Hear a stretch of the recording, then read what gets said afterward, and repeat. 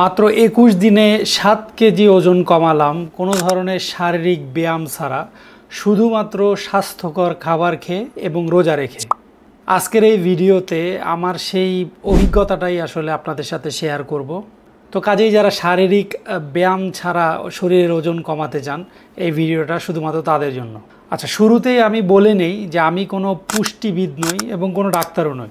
বর্তমানে ইউটিউবে একজন জনপ্রিয় ডাক্তারকে দেখা যায়, ডাক্তার জাহাঙ্গীর কবির। আশা করি সবাই ওনার সাথে পরিচিত। সর্বপ্রথম ওনার ভিডিও দেখেই আমি কেটো ডায়েট সম্পর্কে ধারণা পাই।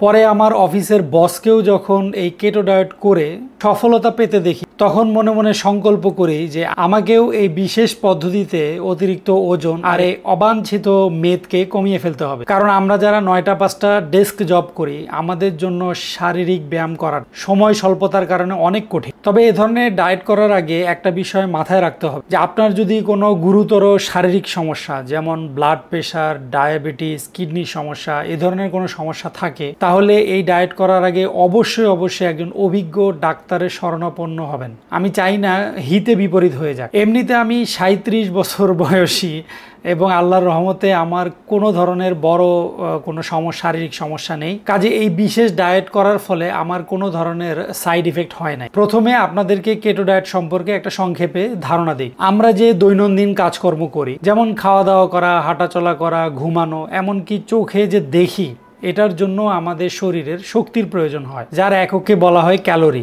এবং আমরা খাবার খাওয়ার মাধ্যমে এই ক্যালোরি অর্জন করে থাকি। ৩ ধরনের খাবার, যেমন শর্করা, আমিষ ও চর্বি থেকে আমরা ক্যালোরি গ্রহণ করি। আমরা শরীরের জন্য প্রয়োজনীয় শক্তি অর্জন করি। শর্করা বা কার্বোহাইড্রেট হচ্ছে ভাত, রুটি, আলু, ভুট্টা সহ যে ধরনের শস্য জাতীয় খাবারগুলো আছে এবং চিনি জাতীয় যে খাবারগুলো আছে। আর আমিষ বা প্রোটিন হচ্ছে মাছ, মাংস, ডিম, দুগ্ধ জাতীয় যে খাবারগুলো আছে। এবং চর্বি বা ফ্যাট হচ্ছে যে মাংসের যে চর্বিযুক্ত যে মাছগুলো আছে, বাদাম, খাঁটি ঘি, butter, extra virgin olive oil, extra virgin coconut oil, খাঁটি ঘানি ভাঙা সরিষার তেল, এগুলো থেকে আমরা চর্বি পাই।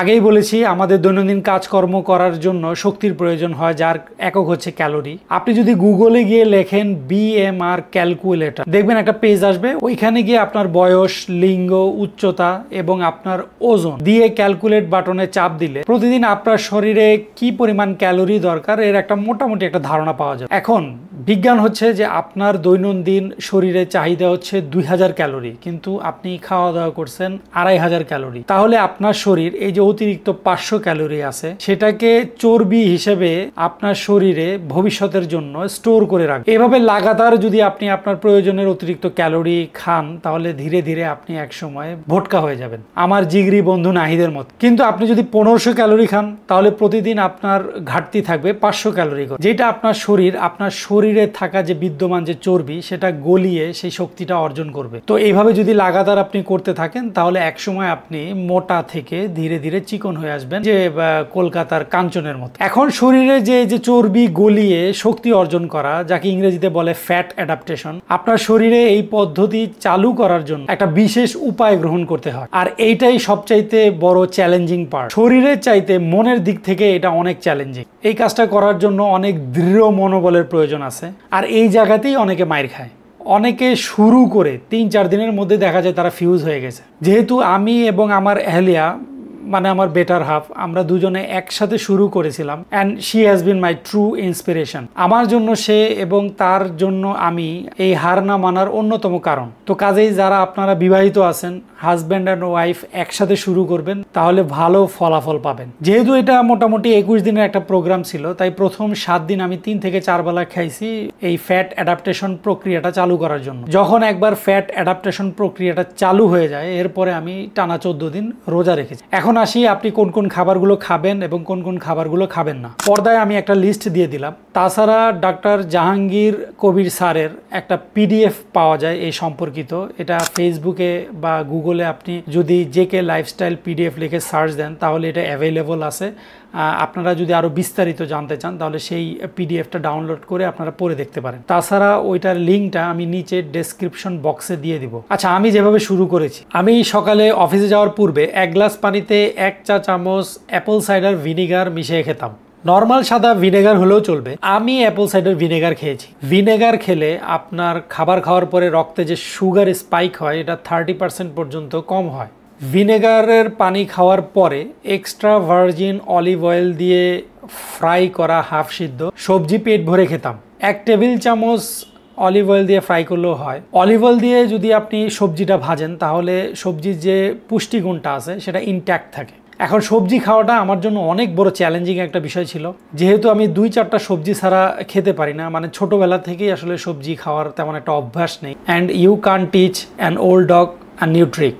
প্রথম দিন সকালে আমি ধুন্দল খেয়েছিলাম, ধুন্দলের মধ্যে একটা ডিম ভেঙে দিয়ে ধুন্দল খাইছিলাম আর কি। আর দুপুরে খেয়েছিলাম লাউ চিংড়ি, এবং এটা খাওয়ার পরে পুরা দিন আমার বমি বমি লাগছে, অনেক কষ্ট হয়েছে। আসলে জোর করে কোনো খাবার খাইলে অনেক কষ্ট হয়। পরে অবশ্য আমি একটা চোরা পদ্ধতি অ্যাপ্লাই করছি, সেটা হলো আমি রেগুলার চাইনিজ ভেজিটেবল খেতাম, মানে গাজর, টমেটো, চিচিঙ্গা, ক্যাপসিকাম, পেঁয়াজকে কিউব করে কেটে, টমেটো, তারপরে 2টা ডিম ভেঙে দিয়ে ফ্রাই করে হাফ সিদ্ধ করে তারপরে এটা খেতাম। আর একটু স্বাদে ম্যাজিকও দিতাম যেন স্বাদটা হয় আর কি। এভাবে পুরো 6 দিনে আমি সকালে এবং সন্ধ্যায় এই চাইনিজ ভেজিটেবল খাইছি। সকালে সবজি খাওয়ার পরে 2টা ডিম ঘি দিয়ে ভেজে খেতাম, আর এটাই ছিল আমার সকালের নাস্তা। এরপর অফিসে যাওয়ার পরে বেলা 11টার দিকে একটু ঘিয়ে ভাজা বাদাম খাইতাম। প্রথম দিকে কাজু, কাঠবাদাম এবং চীনা বাদামের মিশ্রণ করে একটা ঘি দিয়ে ভেজে খেতাম। আপনি যদি শুধু চীনা বাদাম খান তাতেও হবে, আমি জাস্ট একটু এক্সট্রা করে খাইছি আর কি। এবং 1 চামচ এক্সট্রা ভার্জিন কোকোনাট অয়েল খাইতাম। এরপরে দুপুরে 2টার দিকে ভিনেগার মিশ্রিত পানি খাওয়ার পরে লাঞ্চ করতাম।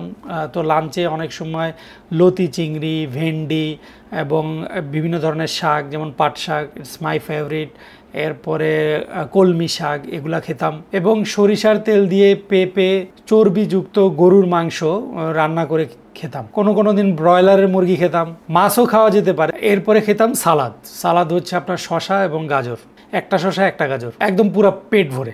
এরপরে অফিস থেকে ফিরে গিয়ে সন্ধ্যা 7টায় একদম রাতের ডিনার সেরে ফেলতাম। ওই সময় চাইনিজ সবজি আর 2টা ডিম খেতাম। এবং যেন কোষ্ঠকাঠিন্য না হয়, যেহেতু আমি কার্বোহাইড্রেট খাচ্ছি না, তো এই জন্য আমি 1 চা চামচ চিয়া সিড 1 গ্লাস পানিতে আধা ঘন্টা ভিজিয়ে খেতাম। তো এইভাবে মোটামুটি 7 দিন গেছে।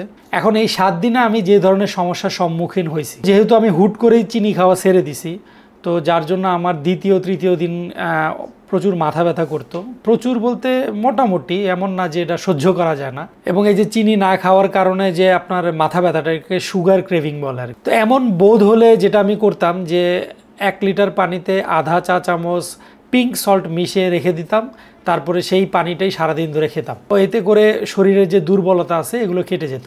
এভাবে 4-5 দিন যখন যায় তখন আমি খেয়াল করি যে ধীরে ধীরে আমার খাবার খাওয়ার যে প্রবণতা বা খিদা লাগা এটা আস্তে আস্তে কমে আসতেছে। তারপরও আমি মোটামুটি 7 দিন কন্টিনিউ করছি, কারণ আমি শিওর ছিলাম না যে এটাকে আসলে ফ্যাট অ্যাডাপ্টেশন শুরু হয়ে গেছে কি হয় নাই। অনেকের 3-4 দিনও শুরু হয়ে যায়। আমি শিওর হওয়ার জন্য 7 দিনই আমি এভাবে চলছি। এরপর থেকে আমি রোজা রাখছি, এবং রোজা রাখার সময় আমি সেহরিতে শুধুমাত্র 1 গ্লাস পানি খেতাম, এবং এরপরে ইফতারিতে সেই আগের মতো চাইনিজ সবজি আর মাংস আর সালাদ। অনেকে হয়তো ভাবতে পারেন যে একবেলা খেয়ে কি আসলে রোজা রাখা সম্ভব কি না। ট্রাস্ট মি, আমি নিজে রাখছি, আমি জানি কোনো অসুবিধাই হয় না। কারণ একবার যখন ফ্যাট অ্যাডাপ্টেশন চালু হয়ে যায় তখন আপনার শরীর আপনার চর্বি থেকে শক্তিকে অর্জন করে এবং নিজেকে অনেক চাঙ্গা লাগে। সারাদিন আপনার নিজেকে অনেক ফুল এনার্জেটিক ফিল হয়। তবে হ্যাঁ, দুপুরবেলার দিকে আসলে একটু খিদা লাগতো। আমি অনেক সময় কনফিউজ ছিলাম, এটা কি আসলে খিদা না আমার মনের একটা ভুল। কারণ যেহেতু 30-40 বছর আমি লাগাতার দুপুরবেলা খেয়ে আসছি, এই জন্য হঠাৎ করে আসলে যদি আপনি খাওয়া দাওয়া বন্ধ করে দেন, শরীরের তো আসলে একটা ব্রেন তো একটা সিগন্যাল দেয় পেটকে যে আপনাকে খেতে হবে। তো হয়তো ওই রকমই ফিল ছিল, বাট না খেয়ে কিন্তু আমি সমস্ত রকমের অফিসের কাজ করছি, এদিকে গেছি ওদিকে গেছি, হাঁটছি, চলাফেরা করছি, কিন্তু আমার কোনো প্রবলেম হয় নাই। আমি কোনো ধরনের টায়ার্ডনেসও ফিল করিনি। আর হ্যাঁ, এই ডায়েট করার ক্ষেত্রে কিন্তু ঘুম কিন্তু খুব ইম্পর্ট্যান্ট একটা জিনিস, কারণ ঘুমের সময় আপনার বডিটা রিসাইকেল হয়। তো এই জন্য আমি প্রতিদিন প্রায় 10টার মধ্যে আমি শুয়ে পড়তাম, এবং ফজরের নামাজ পড়ার জন্য তো উঠতেই হইতো। তো তখনই 1 গ্লাস পানি খেয়ে তারপরে ফজরের নামাজটা পড়ে চাইলে আপনি ঘুমাইতে পারেন। আমিও মাঝে মাঝে 1 থেকে 1.5 ঘন্টা ঘুমায়া তারপর আবার উঠে তারপর আমি অফিসে গেছি। একটা জিনিস, প্রথম 10-12 দিনে আপনি হয়তো দৃশ্যমান পরিবর্তন কিন্তু আপনি দেখবেন না প্রথম 10-12 দিন। তবে এরপর থেকেই আসলে ধীরে ধীরে ওজন কমা শুরু হয়। শেষ 3-4 দিন আমার প্রায় আধা কেজি 500 গ্রাম করে ওয়েট কমতো। এইভাবে আমি 21 দিনে 79 থেকে 72 কেজিতে চলে আসছি। আর আমার ওয়াইফ 72 থেকে 65-তে। আমার ওয়াইফ 5 ফুট 5 ইঞ্চি। আমার টার্গেট ছিল 65 কেজি, তো সেই ক্ষেত্রে আমার আরও কন্টিনিউ করা উচিত ছিল, কিন্তু আসলে এই যে ভাত থেকে দূরে থাকাটা এটা যে কতটা কষ্টের, এটা যারা করবেন তারা আসলে পরে বুঝতে পারবেন। এবং 21 দিন পরে ভাত খাওয়ার যে অনুভূতি, এটা আসলে ভাষায় প্রকাশ করা সম্ভব না। এবং আমার যেহেতু এই বিজ্ঞানটা আমি শিখে ফেলছি, তো আমার ইচ্ছা আছে যে এবার শীতের সময় যখন সবজির দামগুলো কমবে, তখন আমি আবারও এরকম 21 দিনের একটা প্রোগ্রাম নিব এবং তখন চেষ্টা করব শরীরের ওজনটাকে 65-তে নিয়ে যাওয়ার জন্য। আমার মতে টানা আসলে সবাই না করে গ্যাপ দিয়ে দিয়ে করলে হয়তো আপনার শরীরের জন্যই ভালো, কারণ শর্করা আমাদের ব্রেনের জন্য অনেক ইম্পর্ট্যান্ট একটা জিনিস। আপনি শর্করা একেবারে বাদ দিয়ে আসলে চলতে পারবেন না, আপনার ব্রেন শুকায় যাবে এবং চিন্তা শক্তি আসলে লোপ পাওয়া শুরু হবে। তাই শরীরকে এতটা কষ্ট দেওয়াটা আসলে ঠিক না। তো এভাবে আমার মনে হয় গ্যাপ দিয়ে দিয়ে করা ভালো। 21 দিন করলেন, তারপরে 1 মাস 1.5 মাস মোটামুটি একটা খাইলেন কন্ট্রোলের মধ্যে, এরপরে আবার লাগলে করলেন, যদি আপনার কাঙ্ক্ষিত রেজাল্ট পর্যন্ত আপনি যেতে না পারেন। তো এই ছিল আমার ওজন কমার আসলে ইতিহাস। আশা করি কেউ বোর ফিল করেন নাই। তাহলে আজ এই পর্যন্তই, দেখা হবে ভবিষ্যৎ কোনো ভিডিওতে। সবাই ভালো থাকবেন, সুস্থ থাকার চেষ্টা করবেন। আসসালামু আলাইকুম ওয়া রাহমাতুল্লাহি ওয়া বারাকাতুহু।